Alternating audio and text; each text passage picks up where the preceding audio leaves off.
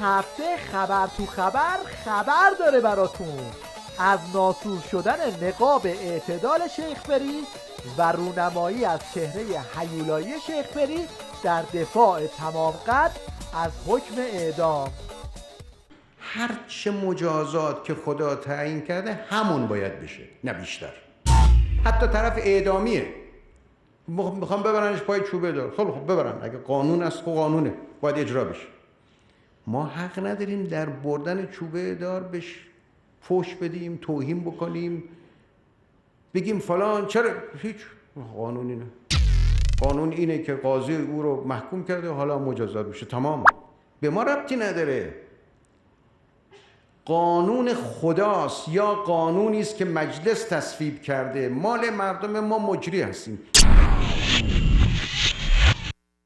اون چیزی که باعث شده اون چهره واقعی روحانی بالا بیاد، ترسش از اوضاع انفجاری جامعه و پریشون شدن عمامه آخونداست.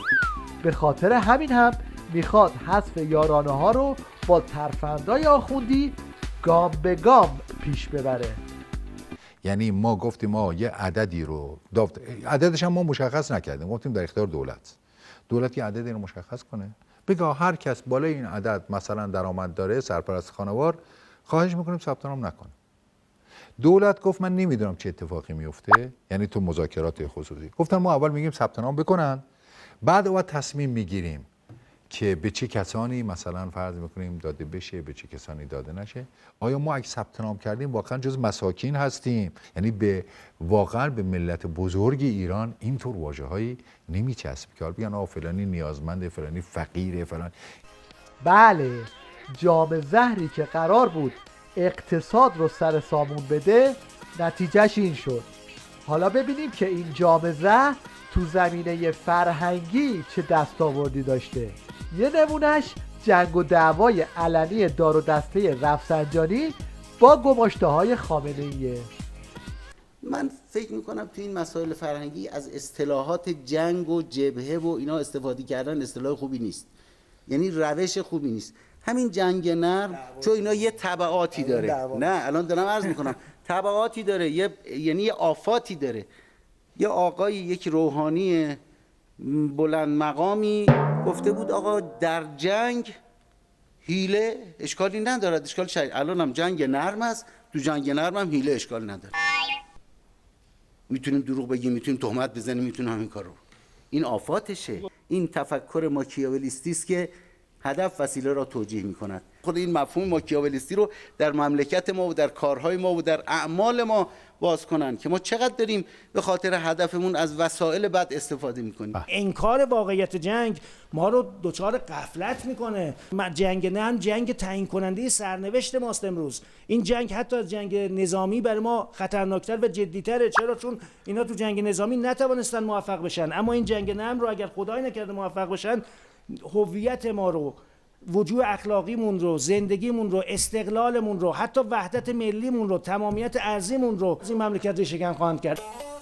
هدف اصلی توی این جنگ نرم جسم ناقص عظماست که خودش بیش از همه ضربات اون رو حفظ میکنه و ازش هراسانه. دشمنان ما از صدها وسیله با صدها زبان در صدد تخریب اعتقاد، تخریب عمل، تخریب مسیر در نظام جمهوری اسلامی هستند. خیلی از آحاد مردم میفهمن، میبینن، میدانند کارهایی رو که دشمن داره میکنه. کانالهای تلویزیونی امشب دل من سرکه 7 ساله شده، کجایی امام جون؟ حالا در برابر این تهاجم سنگین دشمنای نظام، سیدعلی چه وسیله‌ای برای مقابله با اون تو دستش داره؟ از راه‌های مشابه اونها هم میشود مقابله کرد. البته حجم کار اونها به مراتب بیشتره، اما ما وسیله‌هایی داریم که این وسیله‌ها منحصر به فرد. یکیش همین شمایی، یکیش همین جامعه مداحن. این منبرها یکی از اون وسایل منحصر به فرده. این مجالس روضه‌خوانی همینجور. این آرزوی ما امام ما رو صدا کنه، یه طوری زیر عباش بار و دوباره جا کنه. اگه بگی جو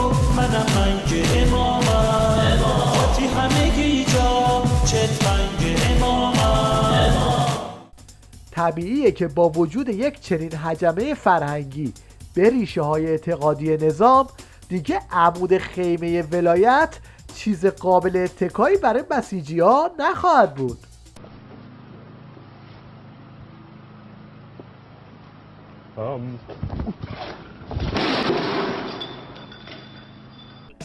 برای ترمیم وضعیت دلنگون ولایت، این یارو ساقدوش امام رو آوردن تا با در آوردن چند تا خاطره از آستینش با خاطرات رفسنجانی از خمینی کل بندازه و بسیجی ها رو برگردونه تو خط ولایت.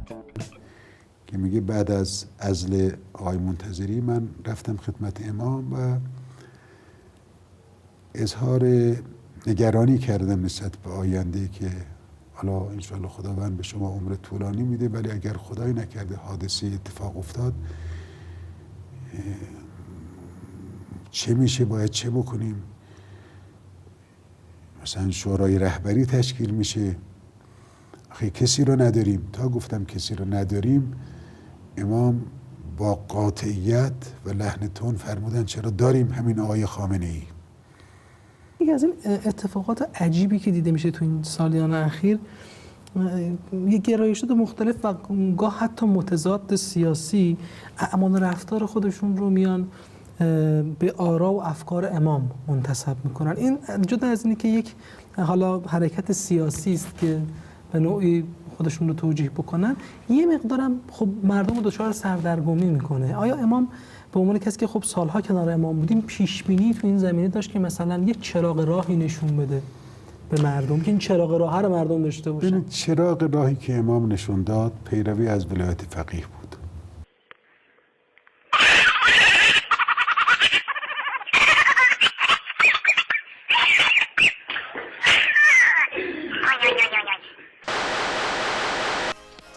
خامنه‌ای وقتی اول سال گفت امسال سال فرهنگ با روحیه جهادیه، فکر نمی‌کرد که بعضیا قضیه رو چپکی بگیرن و برای پیشرفت در فرهنگ خواستار کند شدن تیغ سانسور بشن. خود صدا سیما یکی از جاهایی است که باید این جا رو باز کنی برای نقادی. وقتی برای نقادی از صدا سیما شروع شد، صدا سیما باز کنه که نقادی از جای دیگه هم چی راحت نقادی بشه، انگ دیگه نخوره که بگه بله اینا مثلا مخالفت با دولت دارن، مخالفت با فلان گروه دارند و اینا. نه، این یارو یا حالیش نیست یا خودشو زده به نفهمی که آخر نظام ولایت پیزوری تر از این حرفاست که بشه یه تلنگری بهش زد، چه برسه به نقادی علنی.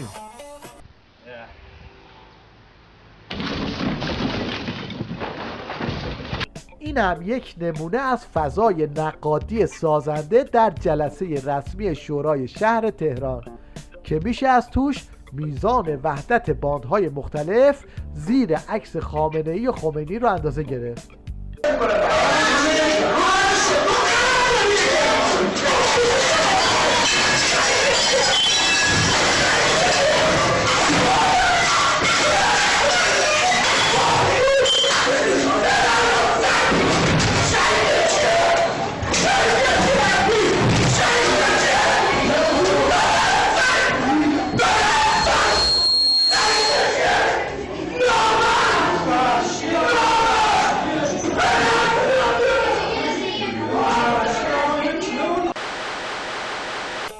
با اینکه تا به حال بارها جایزه ریش طلایی مشنگستان به این سرمشنگ استراتژیست نظام تعلق گرفته، اما بازم پاسدار عباسی برای کسب جایزه های بیشتر تلاش میکنه، این بار با بند کردن به کوروش.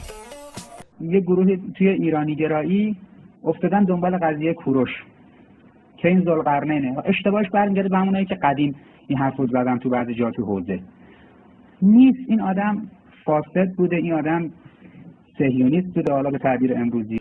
یکی از اون قدیمیای حوزه ولایت این آخوند زیرخاکیه که زندگی آخوندی خودشو اینجوری جمع‌بندی میکنه: عمرمو به بطالت مصرف، عمرمو به غفلت صرف، یک عبادت برای خدا خالص انجام ندادم، یک کار خیر نکردم، فکر آخرتم نبودم. عمرمو به بتالت مصرف، عمرمو به غفلت. یکی از مریدان این شیخ عاطل و باطل احتمالاً این پاسدار علاف الدوله است که از سر کار گذاشتن مشتریان راهیان زور نون در میاره. کارش هم در آوردن نتایج فلسفی از شوخی‌های خرکی پاسدارا تو دوران جنگه. فرمانده گروهانمون برای اینکه یه مقدار روحیه رو بچه‌ها برگردونه و یه مقدار نشاط تو بین بچه‌ها ایجاد بکنه، چند نفر از بچه‌هایی که یه مقدار پرنشاط‌تر بودن، یه مقدار حالا به اصطلاح عامیانه یه مقدار شلوغ بودن، به اونها گفت که بدید بچه‌ها رو تک تک بچه‌ها رو بگیرید و بندازید داخل استخر آب. ما رو کشان بردن به سمت استخر آب.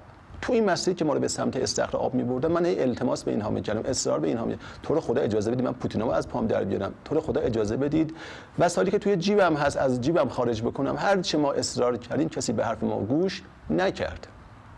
به یاد اون لحظه‌ای باش که از دنیا رفتی، دست و پادو بستند، دارن شما رو به سمت خانه قبر می‌برن.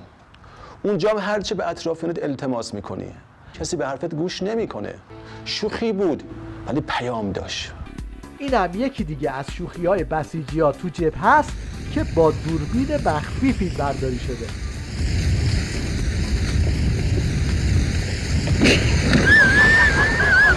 بعد دستور داد که ما رو داخل آب بندازن. شوخی بود ولی پیام داشت.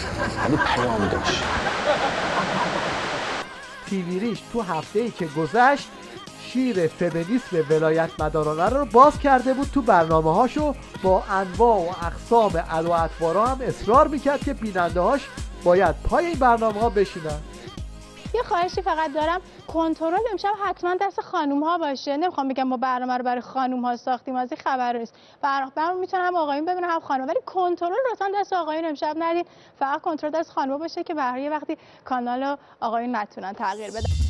خب حالا ببینیم این که برای خانوم‌ها حق گرفتن ریموت کنترل رو قائل شده، النهایه تیویریش چه برنامه مشعشعی میخواد به خانوم‌ها نشون بده. اگر میخواهیم نگاه ما نسبت به مسئله زن نگاه سالم و منطقی و دقیقی باشه، شرط اولش اینه که از این حرفایی که غربی ها در مورد زن میزنن، در مورد اشتغال، در مورد مدیریت، در مورد نمیدونم برابری جنسی، ذهنمون رو از اینا باید به کلی تخلیه کنیم. یکی از بزرگترین خطاهای تفکر غربی در مورد مسئله زن همین عنوان برابری جنسی است. برابری گاهی حق است، گاهی باطل است. این بحث دانشگاه و تحصیلات و اینها که باز بعضیا جنجال میکنن که آقا تبعیض در تحصیلات، این تبعیض همه جا بد نیست. این هم واکنش تنها بیننده پر و پا قرص این برنامه.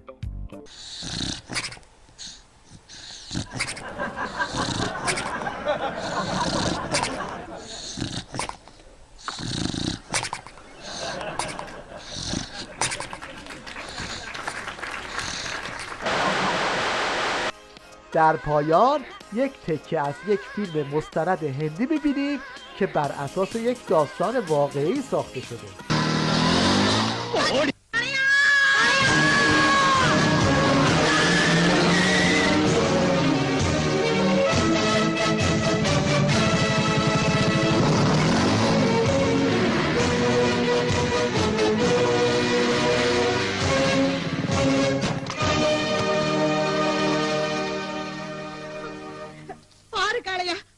நிர்ணயம் பண்ண விலையை அநியாயத்துக்கு ஏத்தி வைக்கிறாங்க.